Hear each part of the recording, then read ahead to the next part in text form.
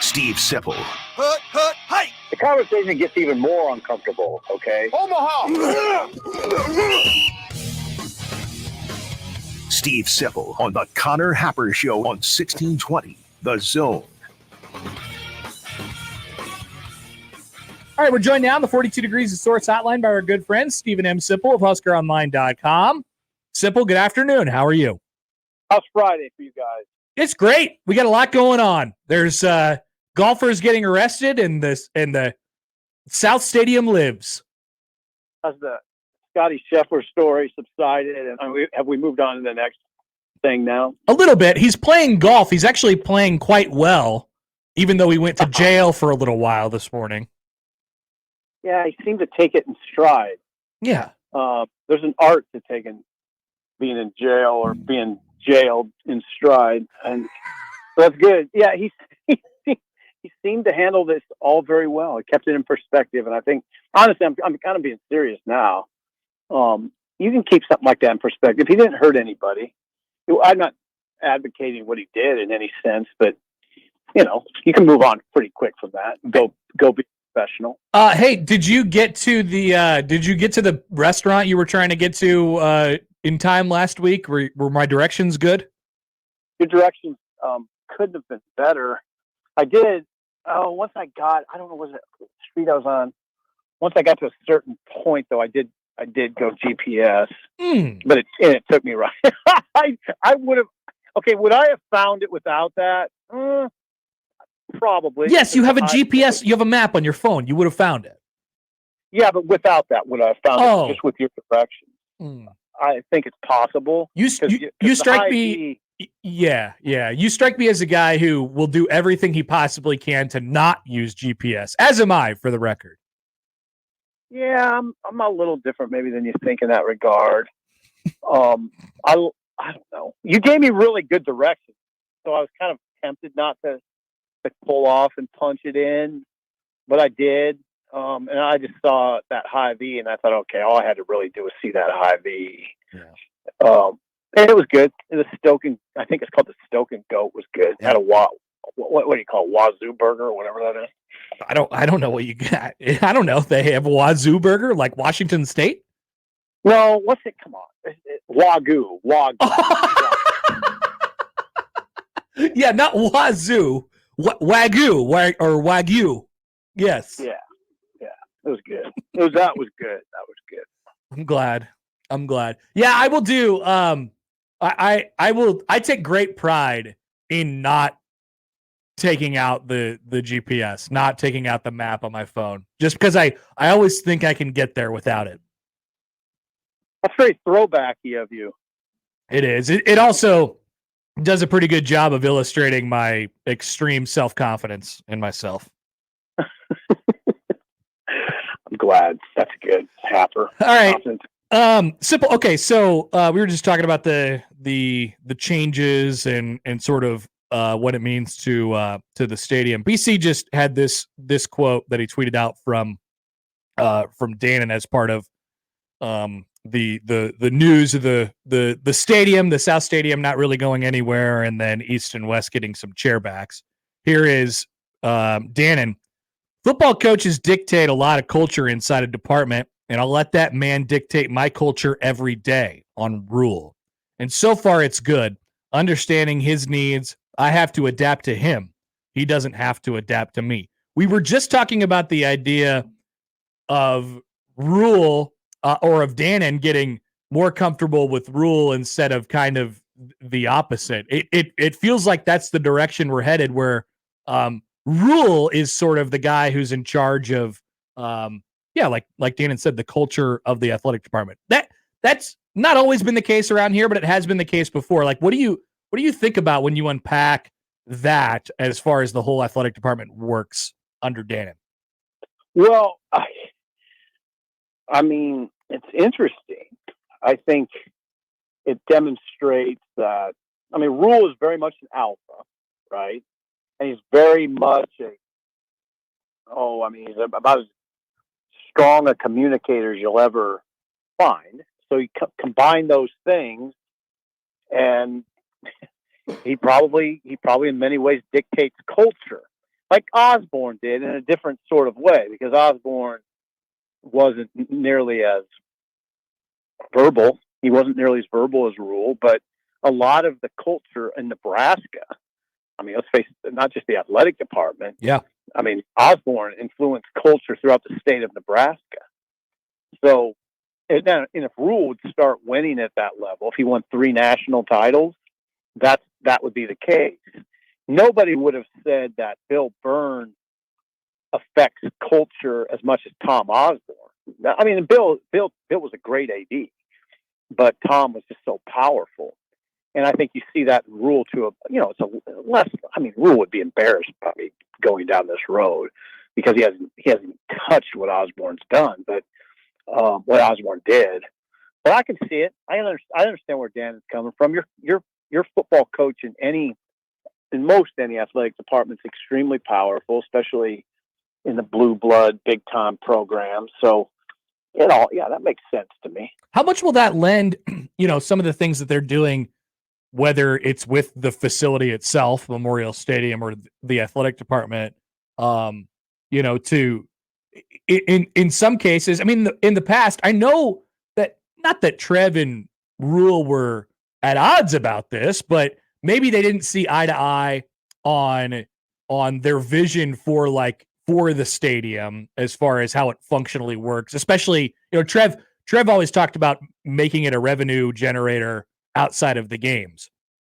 And Rhule, the football coach's responsibility is to not really care about that. It's to care about the field or wherever you're playing as a functional football field and what the best thing is for your program in that regard. Like, that's a change, I think, from Trev to Dannon on that front. I understand what you're getting at, Happer. I think Rhule is has ideas on how to best use what they have at their fingertips, and obviously his job, like I said, his job is to be the football coach, and so it's going to be best for the football team, not necessarily for the university as a whole. Not that those two things have to be at odds, like I said, but I mean, no, Rhule's not in charge of the stadium project. I mean, no, he's. I mean, this is an interesting conversation. I think his opinion is valued. Sure. I mean, especially on the matter of the South Stadium, and if you took that down, the wind tunnel that it would create, and thereby, affect the football. But no, I mean, you get into this sort of interesting discussion about a guy like Matt Rhule. He's getting paid to coach a football team. The stadium project's not his deal. It really shouldn't be. He has become this sort of galvanizing force, though. So it's inevitable that he becomes part of these conversations. But I mean, he's making a ton of money. So maybe, I mean, I don't know. I don't know how to address it, except he has become this sort of popular figure very quickly. And I'm not saying he should have a say on what happens with the stadium, but he certainly can influence it, mostly by winning, but also just by his communication skills. Yeah. And his power of persuasion. I mean, he's a very persuasive person. He's a salesman. He's a very good salesman. So now it is an interesting conversation to me. How much do you want him involved? Right. I mean, how comfortable is he with heavy involvement versus light involvement, and just the notion of him coaching a football team and not worrying about, I guess, raising money for a massive stadium project that happens to come in the context of incredible change in college athletics. All that is a lot. It's a lot. It's a colossal. The magnitude of this conversation is colossal. I wish it wasn't so complicated, but by nature it is. Steve Sipple's with us from HuskerOnline.com.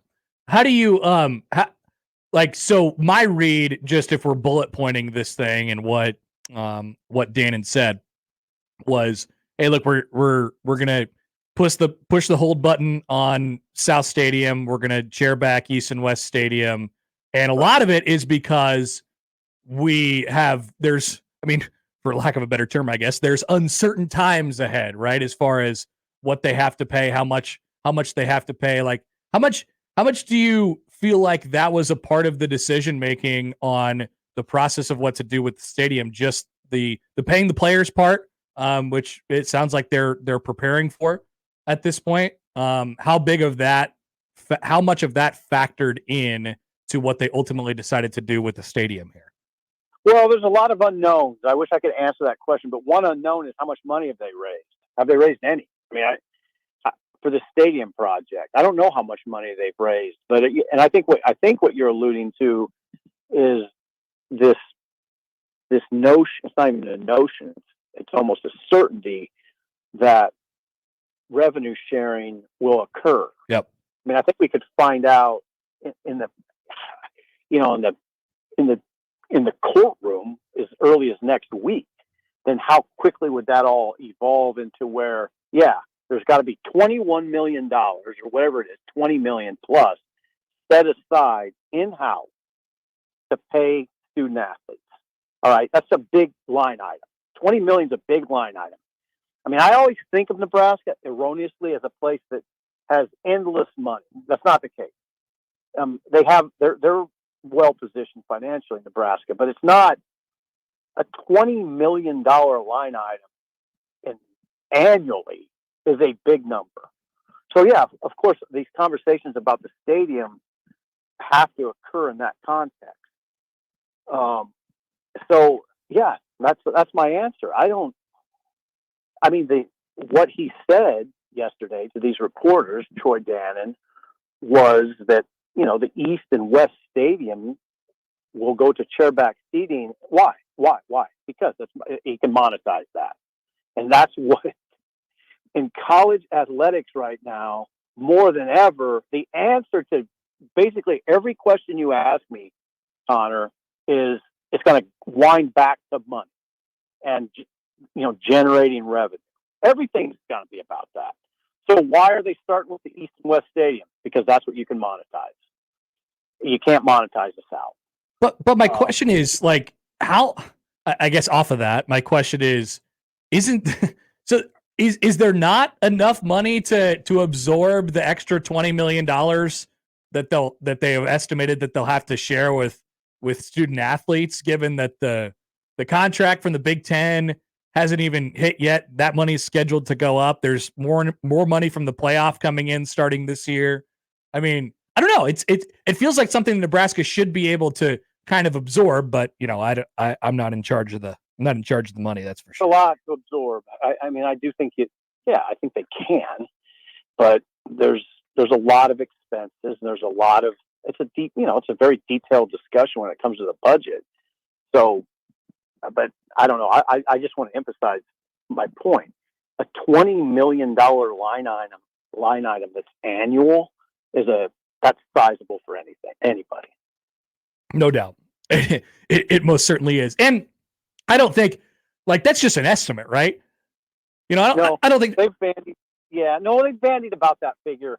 Media reports it's always in that range, $20 to $22 million range that would have to be set aside. I don't know where that exactly comes from, but it seems like that's the number that you got to think about. I don't see how it would be much less than that. Do you think, Sipple, that South Stadium will like, what will happen with South Stadium? Will anything happen with South Stadium going, into looking ahead into the next, 5 or so years here?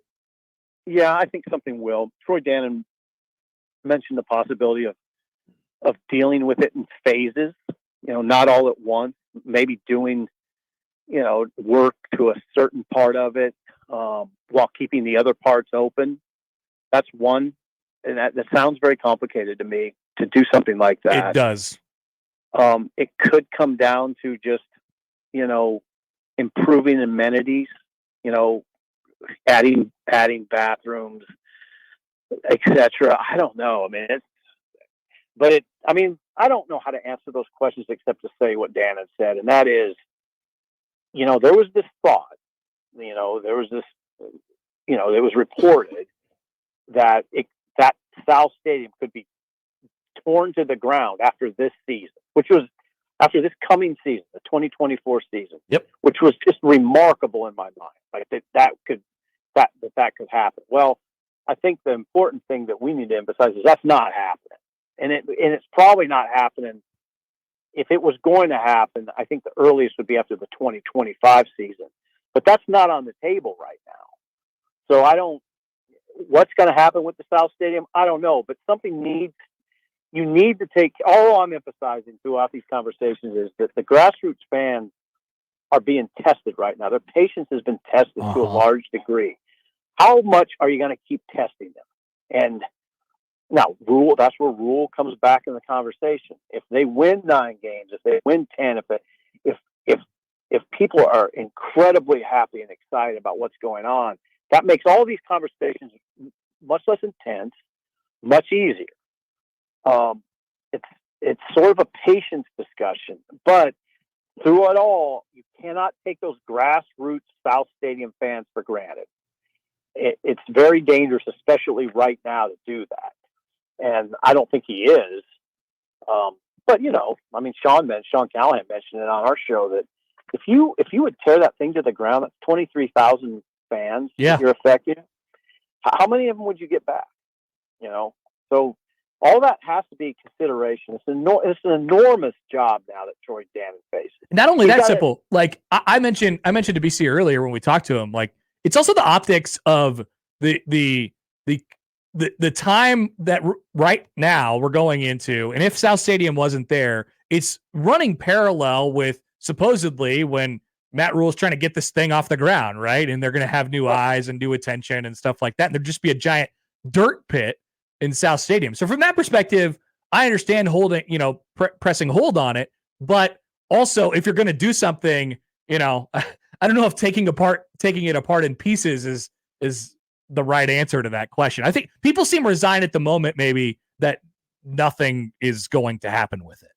Well, not for 2 years, for sure. And I'm, you know what? Where I come down on that is that's fine.